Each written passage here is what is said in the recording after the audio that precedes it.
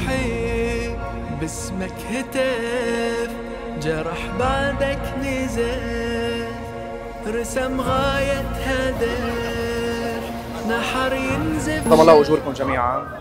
طبعا من خلال هذا المضيف ومن خلال كل العالم اللي عم تجي، الرسالة الطبيعية اللي بدنا نقولها انه لا تخيفنا طائراتهم ولا قدراتهم ولا استخباراتهم ولا اغتيالاتهم ولا شخصياتهم البارزة ولا تاريخهم ولا حاضرهم ولا مستقبلهم. نحن باقون في كل ساح، سنحيي العاشر الآن وبعد 100,000 عام.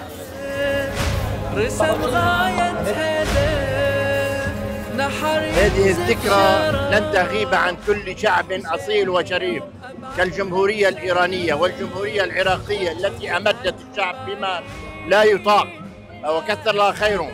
هذه الذكرى كأننا بذكرى الإمام الحسين، يوم الإمام الحسين، يوم انتصار الدم على السيف، وإن شاء الله التحرير قادم بإذن الله. ولا تهنوا ولا تحزنوا فأنتم الأعلون.